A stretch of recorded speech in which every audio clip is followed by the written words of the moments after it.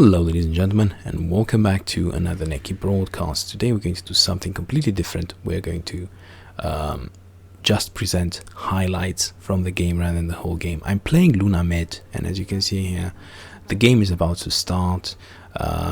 We have 3 enemy heroes. There's 3 of us. We don't know because they have vision on us, so I do want to get this sentry, and it gets a bit messy. However, I do have this Lucent Beam that I leveled up simply because I knew a fight was coming, so I already stunned this Viper twice with the help from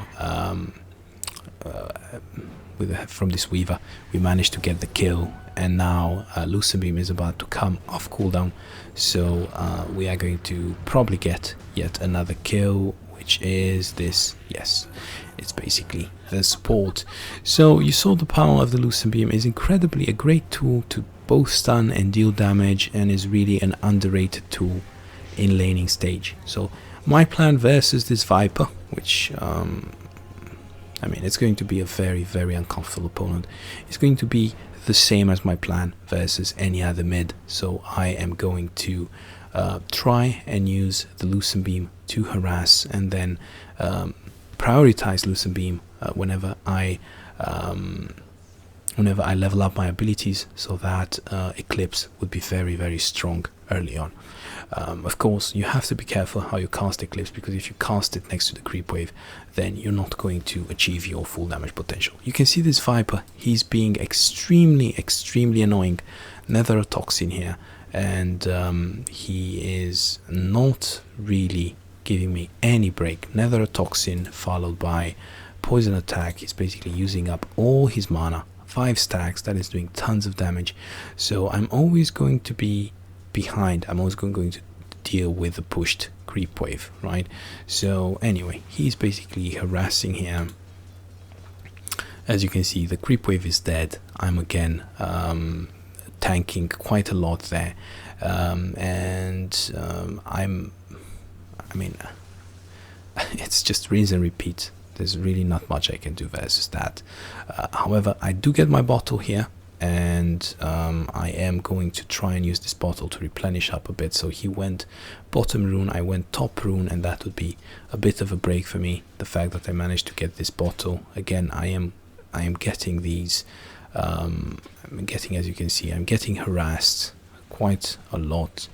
I am using Lucent Beam to harass back, but he has these 2 words here, so he can see very well everything that I am doing. I know he has these 2 words, and I bought these rev words, sentry words, but I can't simply place them. He just comes for me every single time, right? He keeps using his Nether-toxin, he keeps using his poison attack, and he's very good at Viper. This is how you should play Viper. However, not all is lost, right? I have some counter plays. I do have these Moonglaves, I do have Lunar Blessing, so it allows me to keep up with waves in a decent manner, and I'm able to use the Lucent Beam to harass him. Now he's again going to use Nether-toxin, and he's again going to try to bully me. I was trying to de-word here. Immediately he tries to bully me out of the lane, but he gets a bit overconfident. I mean, it's his like 2nd or 3rd stun he ate, and he has absolutely no regen left in terms of health, and now he's exchanging hits with me. This is the 4th stun I think he's getting, so there's no way he's going to kill me before I kill him. I'm going to die due to these stacks. However, you see 2-1, and here 2-2. He died in the beginning, he gave first blood, right? So I'm exchanging with him, and he's dying before me. As long as you can exchange with a Viper, I think you can be happy, simply because he's such a strong and aggressive laner. So in terms of what happened next here, more of the same. Again, he did not change much in terms of his play style.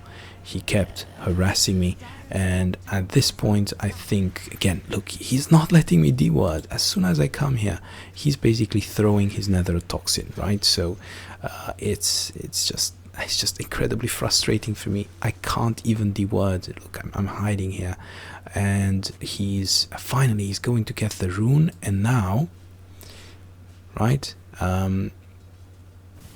he's just, I stun him once. So as long as my stun is off cooldown, I stun him. So I stun him once, then he keeps chasing me. I stun him twice, right? And now I keep running to my creep wave. Why? Because I'm about to get level 6. I get level 6, I go back, and I fight back. So once I got this level 6, then I am absolutely fine. He's going to not even kill me. So you see how if you man up versus Luna, if you're not careful about the positioning, so he went around, right, seeing that I'm level 5. What he did not know, I was about to level up. So that was a clutch play there, getting level 6 in time to absolutely obliterate him. So and now I got the time to D-word. I'm using that simply because I feel suffocated, right? This is a bit of a mistake for me.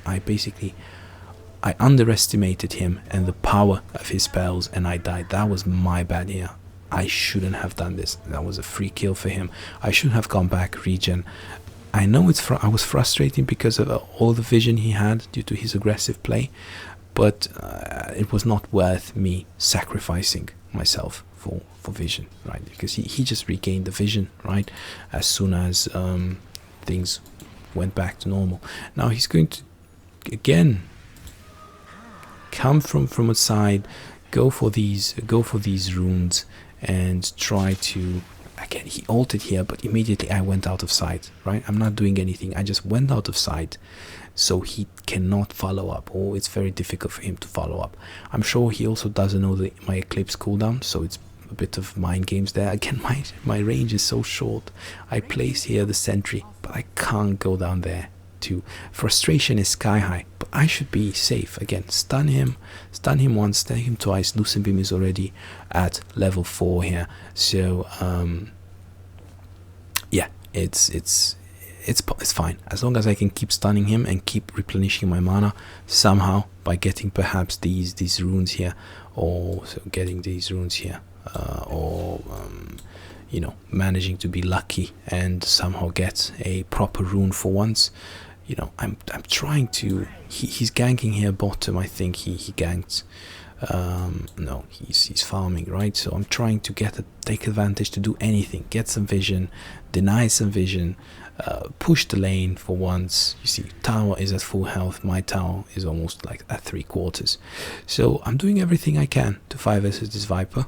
And the fact that you're fighting versus this Viper, you shouldn't be ganking. You shouldn't be saying, oh, Viper, I'm going to lose it, I'm going to gank. No, you should try and fight back, reduce the amount of farm he's going to get. And I'm doing pretty well, you know, exchanging blows with him. As long as I keep stunning him, I should be fine. I should basically keep him nice and low, where I can make these clutch plays and where I can kill him. Now he's again trying to use his haste against me. I saw the haste with this word, so I'm going back. I'm not even going to challenge anything. I'm just going to go back, right? So I'm just going to go back all the way, the walk of shame to the base. I'm trying to basically make him use this haste, right? So I'm trying to look now. Do they need me bot? Do they need me top? Do they need me anywhere? Has he used his haste? Where is he going? I'm trying to analyze the situation, right? So now I decide, okay, it's been a while. Let's go middle. So now he goes for me. He ults me. He uses also his nether toxin. I'm trying to juke him, and finally he gives up. Again, I was full health, so that's why I was able to do this. If I wasn't full health, he would have kept pressing and pressing. Now I'm calling missing mid, because he has haste, and I know he will be redirecting his attention to bot. So luckily they are able to go back. So again, risk averted here. As you can see, team is doing pretty well. So the fact that I'm calling my misses, and the fact that Viper is busy with me and not ganking that much. I mean, this was his first gank at minute 9 because he's way too busy with me, right? So that contributed quite a lot to my team having a good time. Of course, it's also their merit winning their lanes, but I'm also keeping this Viper extremely busy middle. Again, he's going to get the rune. Luckily for me, it's only an illusion rune, so no danger there. I think now he is, again, I'm getting here I'm getting some gold there, and in terms of what happens next, is he going to go for me? No. Again, going back to middle, back and forth. Look at the damage on the creep wave. So again, my team is doing pretty well, so as long as my team is doing well, I should not be ganking. I should be staying middle, and I think at this point the game turns into more of a farm game. So I'm just going to go to the next highlight, right? So I'm 3-2 here if you see my KDA. So I'm going to go to the next highlight. I'm still 3-2 and I think I'm somewhere farming, right? So I'm getting this point booster. Why? Because there, I mean, 4-3. I think there was yet another exchange middle. So I keep exchanging with this Viper. I kill him, and then he kills me due to his Netherotoxin and his Q piling up on me. So I'm trying now to get my... I'm trying to actually build Aghanim Scepter first, because it's an aggressive game where I get to use my spells a lot. I get to use my Eclipse a lot. So I do want to... And you look at the action. It's an action-packed game. We have the jump with this Earth Spirit, which is doing his job. Weaver can also play really aggressively once he gets that invis. Yeah, there's no reason why not to use this.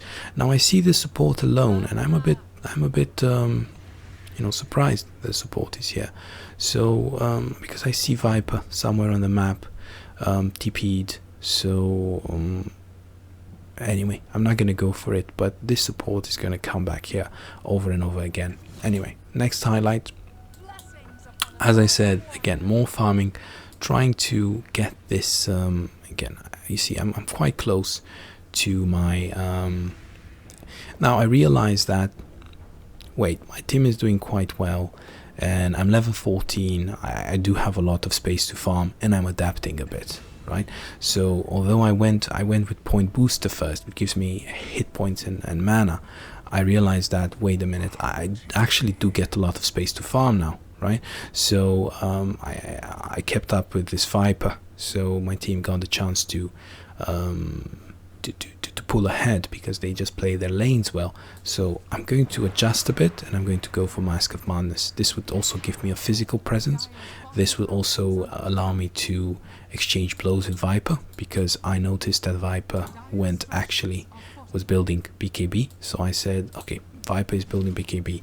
I should also have a physical mechanism to which I can fall back.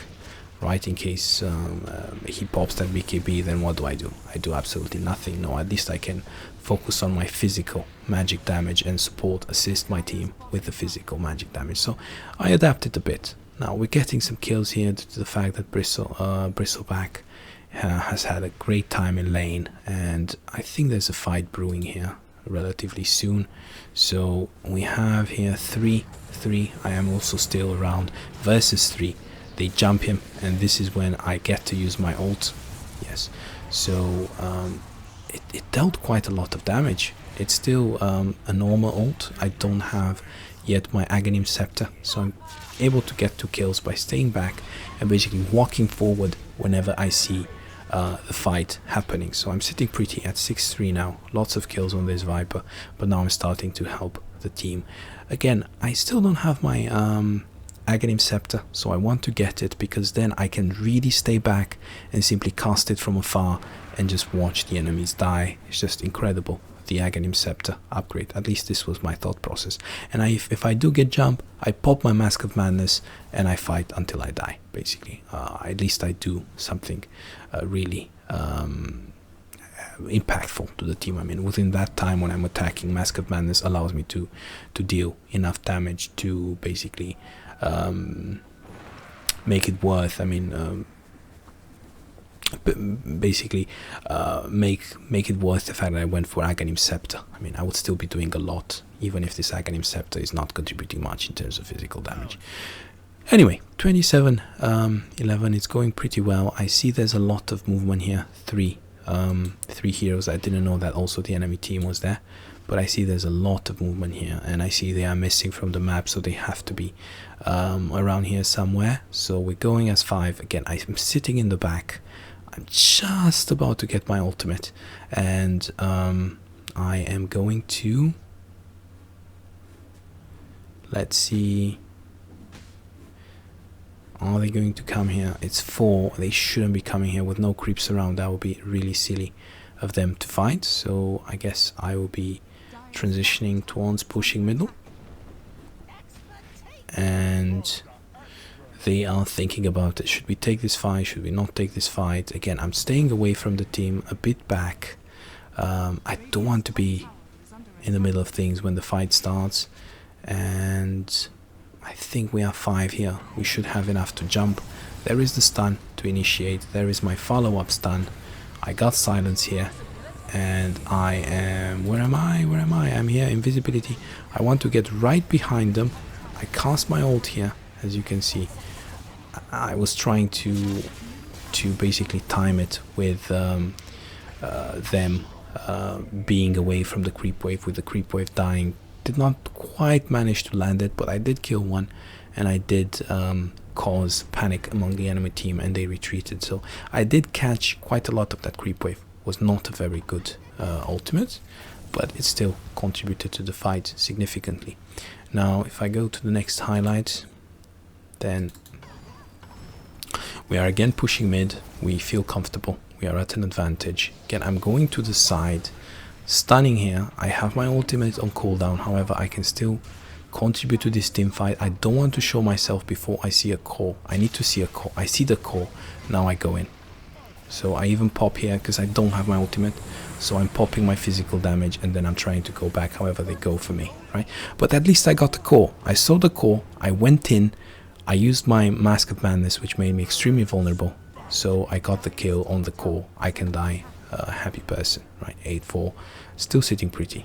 So then we again went for a push. Yeah, caught somebody right off the bat, which gives us a massive advantage in terms of opening up the map, in terms of map control. We got here because we had vision, and now we're just gonna go and farm and basically try and push this tower and maybe get this observatory.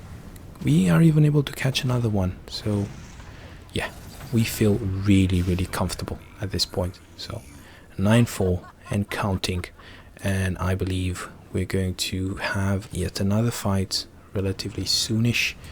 I think I died 10-5. I think I did something. Again, I went for a call. Yeah, I went for Viper. You see, me and Viper dead. Basically the same time, neck and neck. I went for Viper, and I basically used everything on him and then died in the process, which is fine because the team is ahead. As long as I go for a call and kill the call, doesn't really matter what happens. I'm not that strong yet to basically kill support by support. Also, my hero doesn't really work that way because I have such a low attack range, and I didn't go for extending my attack range. So you see, I died in the beginning, and they were able to basically capitalize on that. So now they have these 3 supports pushing down the middle, which I can see because of the creep wave. So I'm thinking of being sneaky. So I know that they are going to push, but I see there are 3 supports. There's no core, right? So there's no core. There's no way the core is nearby to help. So now I'm waiting for this creep wave to move forward. I'm waiting patiently. Now I see the creep wave moving forward, and now I move in. I move in, and I place my ultimate right behind them as they retreat. I get one, I get the second one, I get the third one. Simply from using my ultimate. The power of Eclipse, right? 3 kills, one after the other. So that basically shows you, right, how you should use your ultimate. Really, the sheer power that Aghanim Scepter upgraded Eclipse can have. And buybacks, right? So this was actually a big moment when I got those 3 kills. So basically I triggered all these buybacks, and we have a very strong push on our hands. We have the momentum, basically. I don't think I mean my cooldown is far away, but we have the momentum, and he even used his BKB. Yeah, so don't really mind the and I do have a lot of physical damage, so I'm not really worried about the physical damage point at this point. I do have a double damage bottled up and a Black King bar, so that would allow me basically to just sit my ground, activate Mask of Madness, and this should make up for the lack of physical damage items, right? So again, getting this second tower We're basically taking our time. We are ahead. We're not taking many risks. And I believe at one point there is a fight about to break out. I mean, you see the support really daring, and we are able to catch him. We don't have any detection, I feel. Oh, he shows himself. Okay, there is a fight here. Where is my hero? I get caught out to the side, but I'm quite far away. I'm able to pop my BKB, and then I ult. Here, and look. 1, 2, 3, 4.